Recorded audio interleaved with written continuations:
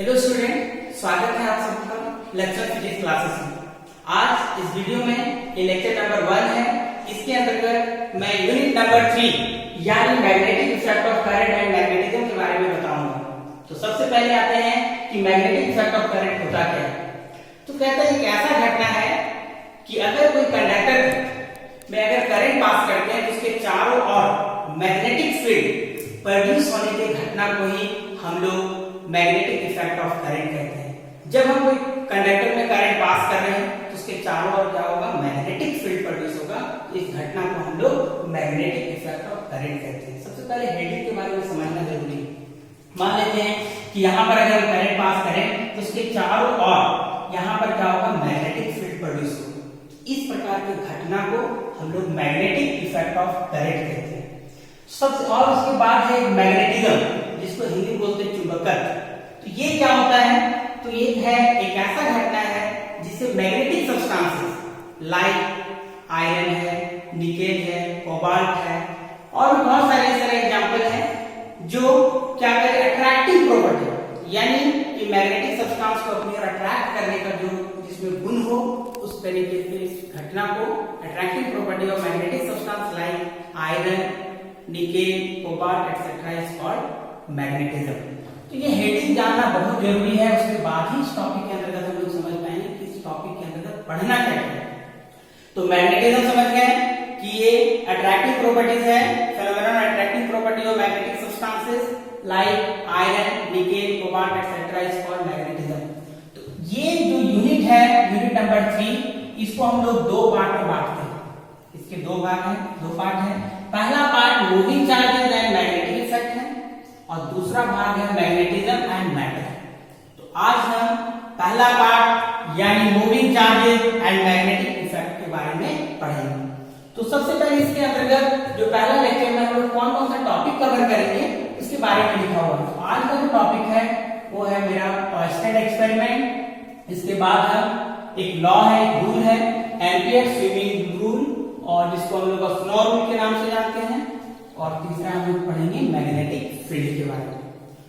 तो इसके अंतर्गत हम लोग सबसे पहले आ जाते हैं ऑयस्टेड एक्सपेरिमेंट।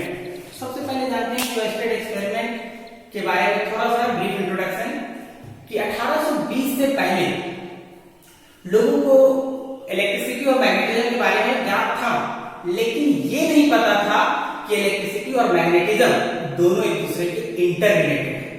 लेकिन ये ज्ञान तब हुआ जब ऑयस्टेड के 1820 ईस्वी में ऑयस्टेड ने एक्सपेरिमेंटल डेमोंस्ट्रेशन के दौरान ये पता चलता है कि इलेक्ट्रिसिटी और मैग्नेटिज्म दोनों एक दूसरे के इंटररिलेटेड है।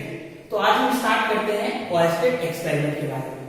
तो सबसे पहले जानते हैं कि 1820 ईस्वी में एक्सपेरिमेंटल जो ऑब्जर्वेशन एक्सपेरिमेंटल ऑयस्टेड ने एक्सपेरिमेंटल के दौरान उन्होंने देखा कि एक वायर के क्रॉस अगर करंट पास कर रहा था तो उसके बगल में रखा हुआ मैग्नेटिक कंपासेस, जिसमें वो मैग्नेटिक नीडल क्या हो रहा था, डिफ्लेक्ट हो जा रहा था, वो विचलित हो जा रहा था। तो इस चीज को उन्होंने ये देखा कि हम करंट इसमें पास कर रहे हैं तो उसका प्रभाव इस पर कैसे हो रहा है। के बाद तो बहुत सारे साइंटिस्ट आए, उस पर रिसर्च किए और रिसर्च करने के बाद फिजिक्स में एक नया क्रांति आ गया। जैसे उसमें से मैक्सवेल, फ्राइडे, एम्पियर, बहुत सारे साइंटिस्ट आए, जिसमें बहुत सारे काम करने के बाद बहुत सारे से फैक्ट निकल के आए। तो ऑयस्टेड ने एक्सपेरिमेंटल अरेंजमेंट क्या किया था, आज हम लोग उसके बारे में जानेंगे। तो एक्सपेरिमेंटल ऑब्जर्वेशन में उन्होंने क्या किया, एक बैटरी रखा, वेरिएबल रेजिस्टेंस है और एक स्विच है और यहाँ पर मैग्नेटिक कंपास है जिसमें मैग्नेटिक रीडिंग को दिखाया गया और एक वायर एबी। तो जब हम लोग क्या इसमें क्या किया गया, करंट को पास किया गया। जब इधर से करंट पास होगा, हमेशा करंट का जो डायरेक्शन होता है कंडक्शन डायरेक्शन में पॉजिटिव से नेगेटिव की ओर। तो ये करंट का जो डायरेक्शन इस डायरेक्शन में था, जैसे स्विच ऑन करने के बाद ये मैग्नेटिक नीडल जो है अपने नॉर्मल पोजीशन से वो डिफ्लेक्ट कर जा रहा था। तो ये देखा गया कि करंट इस डायरेक्शन में जा रहा था तो डिफ्लेक्ट इस तरह से। तो उन्होंने क्या किया, फिर दूसरा ऑब्जर्वेशन कि करंट के डायरेक्शन को रिवर्स कर दिया। अब यहाँ करंट के डायरेक्शन को उल्टा कर देने के बाद देखा गया मैग्नेटिक नीडल वो भी आपका अपोजिट डायरेक्शन में डिफ्लेक्ट कर जा रहा था। यहां पर देख रहे हैं कि मैग्नेटिक नीडल एक बार इधर डिफ्लेक्ट हो रहा था, दूसरी बार मैग्नेटिक नीडल इस डायरेक्शन में डिफ्लेक्ट हो गया। तो ये देखा गया कि डायरेक्शन को चेंज करने से करंट की डायरेक्शन को चेंज करने से आपका मैग्नेटिक नीडल का जो डायरेक्शन है वो भी रिवर्स कर जाएगा। तीसरा ऑब्जर्वेशन उन्होंने ये देखा कि इसमें करंट के स्ट्रेंथ को अगर बढ़ाते हैं, इंक्रीज करते हैं, तो मैग्नेटिक नीडल का जो डिफ्लेक्शन है वो ज्यादा हो रहा था, लेकिन करंट के अमाउंट को अगर कम कर लेते तो उसका डिफ्लेक्शन कम हो रहा था। तो ये तीसरा ऑब्जर्वेशन है। अगर हम करंट नहीं पास करते हैं, स्विच ऑन नहीं करते हैं, ऑफ रखते हैं, तो मैग्नेटिक नीडल एकदम सीधा रहता, कोई तरह का डिफ्लेक्शन नहीं हो रहा था। इस ऑब्जर्वेशन से ऑयस्टर ने क्या कंक्लूजन निकाला?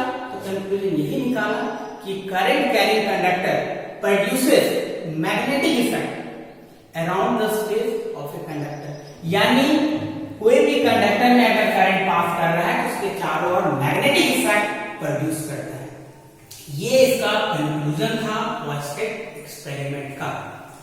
और इसके अंतर्गत अगर हम दूसरे शब्दों में कहें कि flow of charge is the main source of magnetic field, यानी यहां पर कहने का मतलब हुआ कि अगर फ्लो ऑफ चार्ज यानी rate of flow of charge को इलेक्ट्रिक करंट बोलते हैं, यानी flow of charge is the main source of magnetic field, यानी मैग्नेटिक फील्ड का जो मेन स्रोत है वो क्या है? आपका यहां पर मूविंग चार्जेस है, यानी इलेक्ट्रिक करंट है। तो यहां पर अगर हम बात करें थोड़ा सा एक बार इसको समझने के लिए कि अगर चार्ज स्टैटिक है, चार्ज अगर स्टैटिक रुका हुआ है, स्टैटिक रेस्ट में, तो केवल यहां पर इलेक्ट्रिक फील्ड प्रोड्यूस होगा, इलेक्ट्रिक फील्ड प्रोड्यूस होगा। लेकिन जब चार्ज, यही चार्ज आपका मूवेबल हो जाए, मूविंग करने लगे, मूविंग चार्जेस अगर रहा, ये चार्ज मूव करने लगे, मूविंग चार्जेस हमेशा प्रोड्यूस करता है यहां पर मैग्नेटिक फील्ड। यहां पर देखिएगा जो कांस्टेंट स्पीड के साथ मूव करता है तो इलेक्ट्रिक फील्ड और मैग्नेटिक फील्ड दोनों प्रोड्यूस करता है। तो एक ध्यान में रखिएगा, स्टैटिक चार्ज हमेशा इलेक्ट्रिक फील्ड प्रोड्यूस करता है और जो मूविंग चार्ज जो है वो electric field as well as magnetic field दोनों प्रोड्यूस करता है। इस एक्सपेरिमेंट से हम लोग को इस चीज को पता चलता है कि करंट कैरिंग कंडक्टर अपने चारों ओर मैग्नेटिक फील्ड को प्रोड्यूस करता है। तो अब हम जानते हैं कि ये जो डायरेक्शन है, एक बार इधर हो रहा था, एक बार इधर हो रहा है, तो हम लोग कैसे जानेंगे कि इसका डिफ्लेक्शन किस डायरेक्शन में होता है? इसको पता करने के लिए एक हम लोग रूल पढ़ते हैं जिसका नाम है एम्पियर स्विमिंग रूल, जिसको हम लोग स्नो रूल के नाम से भी जानते हैं। तो सबसे पहले आते हैं हम लोग इस टॉपिक के बारे में। तो यहां पर ध्यान में रखना है कि एम्पियर स्विमिंग रूल क्या कहता है। एम्पियर स्विमिंग रूल को समझने के लिए बहुत ही आसान है। इसको इमेजिन कर रहे हैं कि कोई व्यक्ति है जो स्विम कर रहा है इन द डायरेक्शन ऑफ जो है करंट, यानी करंट की डायरेक्शन इधर है, करंट इधर फ्लो कर रहा है, और कोई व्यक्ति जो कंडक्टर है और इसमें कोई व्यक्ति अगर स्विम कर रहा है इस डायरेक्शन में, इस डायरेक्शन में अगर स्विम कर रहा है, तो अगर हम लोग मान के ये चल रहा है, इमेजिन कर रहे हैं कि इसके फीट से अगर ये करंट इंटर करता है तो मैग्नेटिक जो नीडल का नॉर्थ पोल जो डिफ्लेक्टेड होगा वो लेफ्ट हैंड की ओर होगा, यानी बाएं हाथ की ओर होगा। जैसे कोई व्यक्ति इस डायरेक्शन में ट्रैवल कर रहा है, यानी जिस डायरेक्शन में करंट फ्लो कर रहा है उस डायरेक्शन में, तो ये व्यक्ति अगर इस तरीके से अगर कर रहा है तो उसका बाएं हाथ की तरफ उसका जो मैग्नेटिक नीडल का नॉर्थ पोल होगा वो बाएं हाथ की ओर डिफ्लेक्ट होगा। तो इस चीज को ये एम्पियर स्विमिंग रूल से पता चलता है। अब यहाँ पर क्या है, एम्पियर स्विमिंग रूल ये भी कहते हैं कि इसका डायरेक्शन उल्टा है, मान लीजिए इधर, तो व्यक्ति आप इस डायरेक्शन में मूव करेगा, मान लेते हैं इस डायरेक्शन में अगर ये चल रहा है इस तरीके से, तो इस डायरेक्शन में जब चलेगा तो इसका जो लेफ्ट हैंड होगा इस तरीके से, देखिए कोई व्यक्ति अगर इस डायरेक्शन में स्विंग कर रहा है यानी करंट के डायरेक्शन में, तो ये आपका जो लेफ्ट हैंड होगा उसका इस साइड होगा, यानी इस डायरेक्शन में उसका मैग्नेटिक नीडल का नॉर्थ पोल डिफ्लेक्टेड होगा, यानी विचलित होगा। तो इस लॉ से हम लोग इस तरह से हम लोग डायरेक्शन को पता कर सकते हैं। इसी को हम लोग स्नो रूल के नाम से जानते हैं। तो स्नो रूल क्या है इसको समझिए। स्नो रूल बहुत ही आसान है, इसके नाम से ही पता चल रहा है। स्नो रूल, ये जो लेटर है इसके बारे में समझिए। अगर करंट साउथ से नॉर्थ डायरेक्शन की ओर फ्लो करेगा तो मैग्नेटिक नीडल का नॉर्थ पोल वो डिफ्लेक्टेड होगा वेस्ट की ओर यानी पश्चिम की ओर। इसको आप यहां समझ सकते हैं। अगर करंट साउथ से नॉर्थ की ओर जा रहा था, देख रहे हैं साउथ से नॉर्थ की ओर जा रहा है, तो मैग्नेटिक नीडल ये डिफ्लेक्ट कर गया किधर, वेस्ट की ओर, मतलब पश्चिम की ओर। यानी इस डायरेक्शन में जब करंट जाएगा साउथ नॉर्थ की ओर, तो मैग्नेटिक नीडल डिफ्लेक्ट होगा नॉर्थ की ओर। यही चीज को उल्टा कर दिया जाए कि जब करंट नॉर्थ से साउथ की ओर जाएगा, जब नॉर्थ से साउथ की ओर जाएगा, तो मैग्नेटिक नीडल का नॉर्थ को वो डिफ्लेक्टेड होगा टुवर्ड्स ईस्ट। यहाँ वेस्ट का उल्टा हो जाएगा ईस्ट। जैसे यहाँ करंट का जो डायरेक्शन है नॉर्थ से साउथ की ओर जा रहा है, तो मैग्नेटिक नीडल डिफ्लेक्ट कर दिया आपका ईस्ट की ओर। यही आपका स्नो रूल है। आप लोग घर में भी इसको देखिएगा कि स्नो रूल को फुल फॉर्म से क्लियर करके देखिएगा एक बार और समझिएगा यहाँ से कंपेयर करके कि स्नो रूल बिल्कुल आपको समझ में आ जाएगा। इस लेटर को याद रखिएगा, स्नो रूल कि साउथ से नॉर्थ जाएगा तो मैग्नेटिक नीडल का नॉर्थ को वेस्ट की ओर डिफ्लेक्टेड होगा, और जब उल्टा कर दिया यानी नॉर्थ से साउथ की ओर होगा, तो मैग्नेटिक नीडल डिफ्लेक्ट हो जाएगा ईस्ट की ओर। तो ये हम लोग को ये एम्पियर स्विमिंग रूल या स्नो रूल है, इसके बारे में समझे।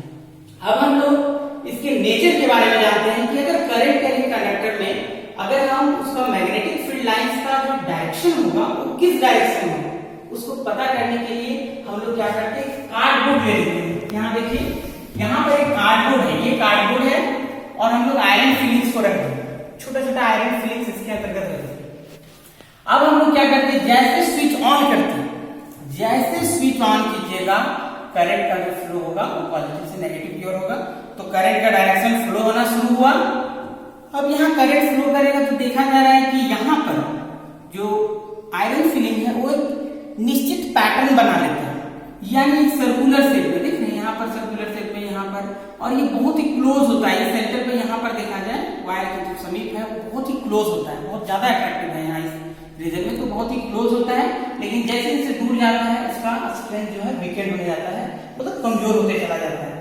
तो यहाँ पर कहने का मतलब है ये इस जगह पर इसका बहुत ही क्लोज होगा, इसके दूर जाते जाते इसका स्ट्रेंथ कम हो जाता है। तो ये देखा गया कि एकदम सर्कल के रूप में आपको अपने आप अरेंज कर देता है, एक निश्चित पैटर्न बना है। तो इस केस में आपको ध्यान में ये रखना है कि यहाँ पर जो करंट कैरिंग कंडक्टर है उसके चारों ओर कंसेंट्रिक सर्कल में मैग्नेटिक फील्ड अलाइन हो जाता है। यानी कंसेंट्रिक सर्कल का मतलब है एक सेंटर हो और बहुत सारे यहाँ पर सर्कल बन गए, तो ये कॉन्सेंट्रिक सर्कल कहते हैं।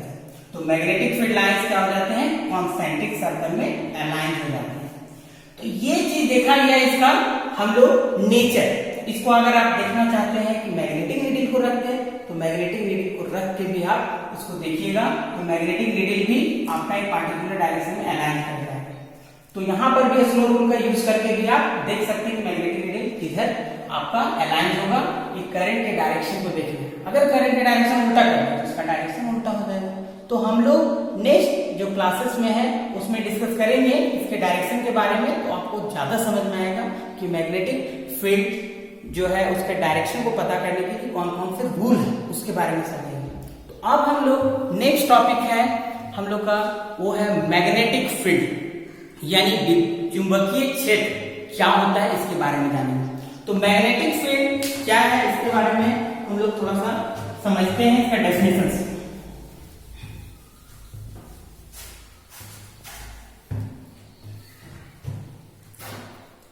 मैग्नेटिक फील्ड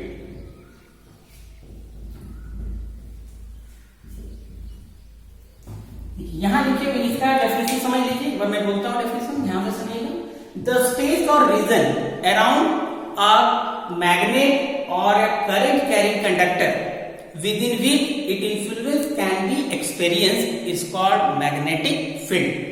यानी इसका मतलब हुआ कि चुंबकीय क्षेत्र क्या है कि मैग्नेट या करंट कैरिंग कंडक्टर के चारों ओर वह क्षेत्र जहां तक इसका प्रभाव को अनुभव किया जाता है यानी फील किया जाएगा, वो मैग्नेट के उस चारों तरफ का जो फील्ड होगा उसको हम लोग मैग्नेटिक फील्ड बोलते हैं। तो यहां पर देखिए इसका डेफिनेशन से भी आप लोग को समझ में आ जाएगा। द स्पेस और रीजन अराउंड अ मैग्नेट और current carrying conductor, current carrying conductor